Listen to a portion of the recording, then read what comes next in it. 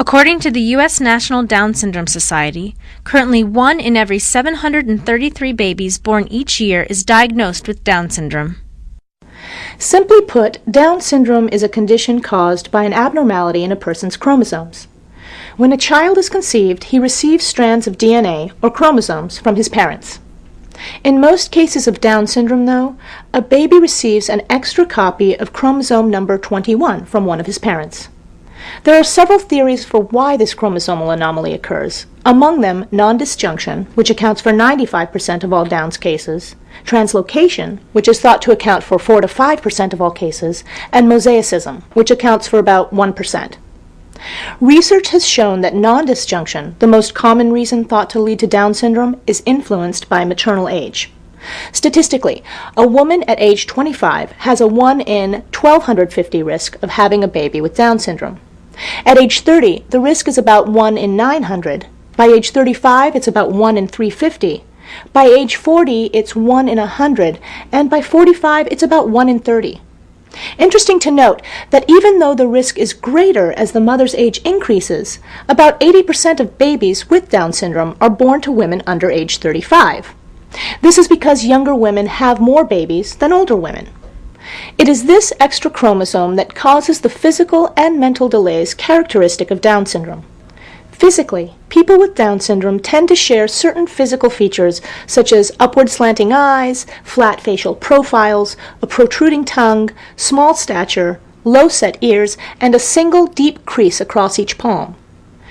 Every person with Down syndrome is a unique individual and may possess these characteristics to different degrees or not at all. Mentally, children with Down syndrome tend to have IQs that fall in the mild to moderate range of mental disability, though it's important to note that there is more to intelligence than what is tested for with IQ tests.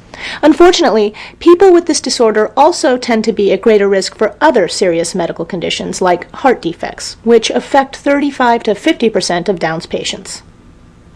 Children with Down syndrome are also more likely to have hearing and vision problems, leukemia, and thyroid conditions.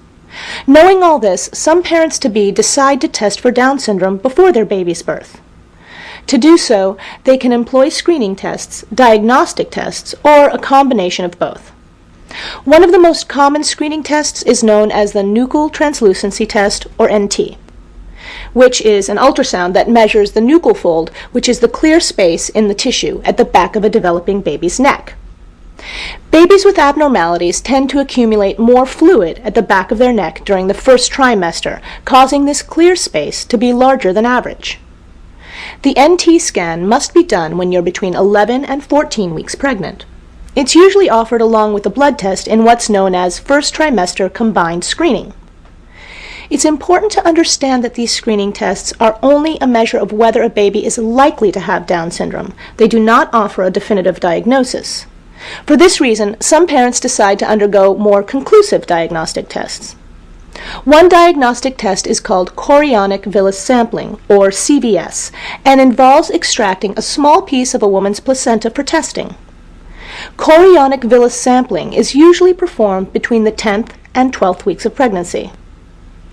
Because CVS is an invasive test, there's a small risk, about 1 in 100, that it can induce a miscarriage.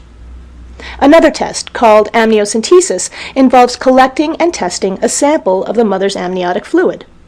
It's generally performed between weeks 16 and 18 of a woman's pregnancy. The doctor inserts a hollow needle into the woman's abdomen to remove a small amount of amniotic fluid from around the developing fetus. This fluid contains the baby's chromosomes and can be tested to check for genetic problems and to determine the sex of the child. Amniocentesis also carries a slight risk of inducing a miscarriage, which ranges from 1 in 200 to 1 in 1,000. For both diagnostic tests, much depends on the skill and experience of the person performing the test, so ask what the individual doctor's rate of miscarriage is before consenting to do the test with him or her.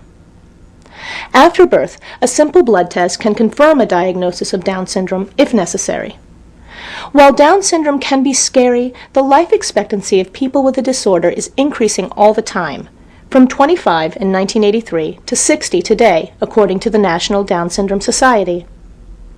People with Down syndrome can often go to school, work, live semi-independently, and even get married. The best way to ensure a bright future like this is to get early intervention for your child. One-on-one work with early childhood educators and speech, occupational, and physical therapists can all help encourage development.